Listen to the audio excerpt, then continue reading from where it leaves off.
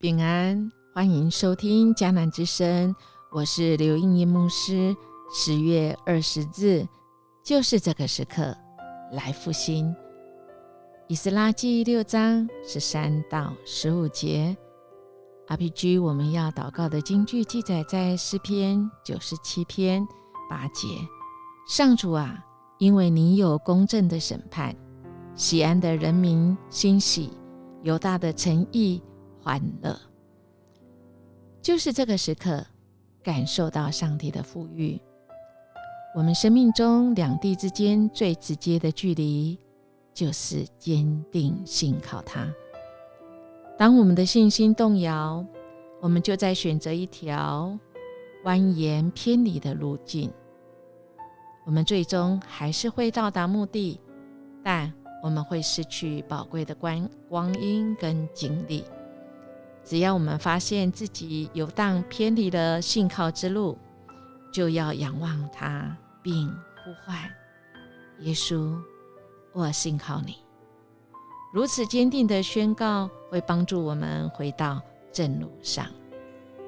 今天的经文实在是让人很兴奋。今天的经文就已经来到了最后15节，说圣殿在大流士皇帝在位的第6年亚达月第3日完工了。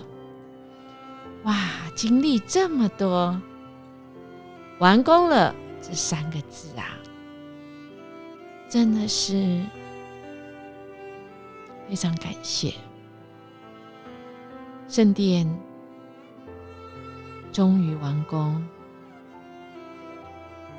经过这么多，透过昨天我们看到让人很兴奋的大利乌王所发的命令，是这样子积极要建起圣殿。河西的总督因为大利乌王所发的命令，他也要赶快去急速的来遵行。今天经文就讲到犹大的长老因先知哈该和撒迦利亚所说的话，就在建殿的工程上凡事亨通，最后就欢欢喜喜的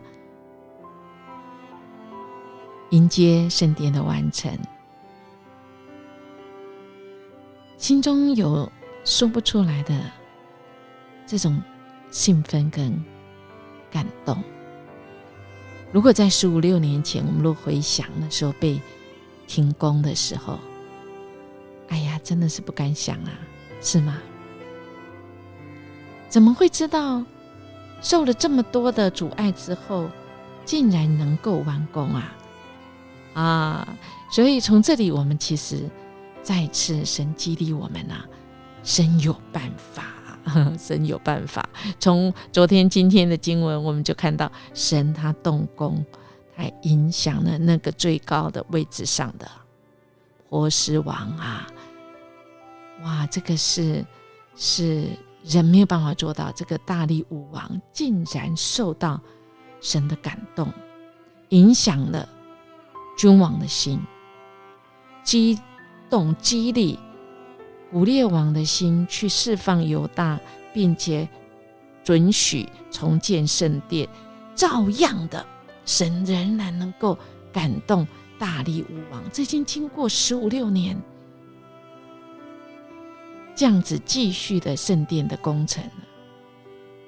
我们真的只能说这个敬畏，更敬畏我们的主。所以亲爱的弟兄姐妹，我们是不是更应该要为我们的国家来祷告？我们不要觉得说我们的国家蔡英文总统或者是这些文武百官他们不认识神从今天的经文我们就知道，箴言也说，王的心在耶和华手中，好像龙沟的水，随意流转我们要为在位的来祷告，让我们的心归向神，让我们经历我们的神怎么样来扭转我们的国家，使我们能够平安来度日。所以亲爱的弟兄姐妹，好不好？我们今天有个决定，我们看到神的殿重新被建造起来。如果保罗说我们的身体是神的殿，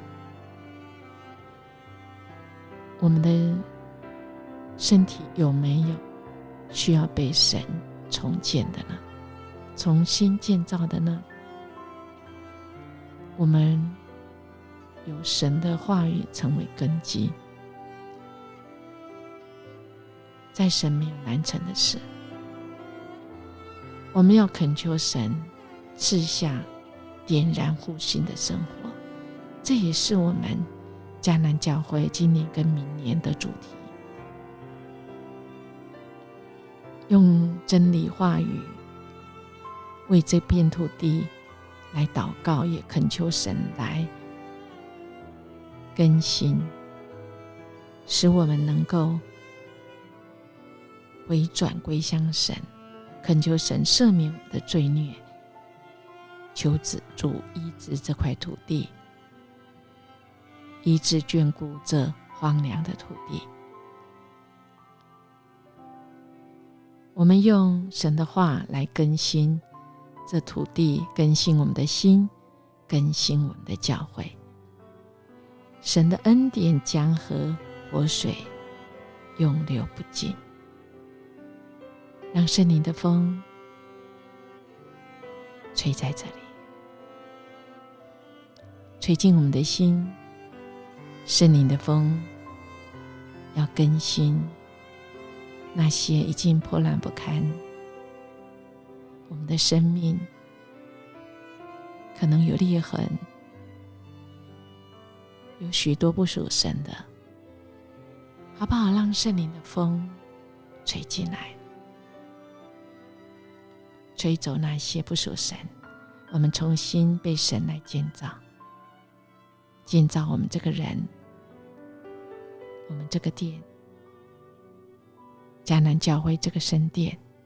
我们被盖的不只是外表的教堂，而是恳求神圣灵更新我们迦南教会的每一位，恳求神赐下荣耀在我们的新日子。愿神的国度降临，充满我们全地，好不好？我们与神一同走这信靠的路，我们不要怀疑不信，因为我们在怀疑不信的道路上，我们就会游荡来游荡去，我们就会越难记得我们的主与我们同在。那个焦虑，那个思虑就会往各地方分叉去，使我们越来越无法察觉主的同在。所以我们必须常常开口来宣告神的话，而且我们就来信靠，我们也来大声来祷告，用这种很简单单纯的信心，恳求神来保守我们，跟神一起走，在我们一切的事上，我们都来认定他，他必要修直我们的路。亲爱弟兄姐妹，此时此刻神要复兴我们，恳求神来医治眷顾我们，眷顾我们这荒凉的土地，我们心里的土地，好不好？我们来默想，上帝要复兴台湾，复兴迦南的你跟我，今天我们要从哪里做起呢？我们一起来祷告。阿爸天父，谢谢你应允我们，你要医治眷顾我们，只要我们愿意回转归向你。恳求你赦免我们的罪孽，恳求你医治这块土地，医治我们心里的心田。我们可以同心合意，一起来建造主你的殿。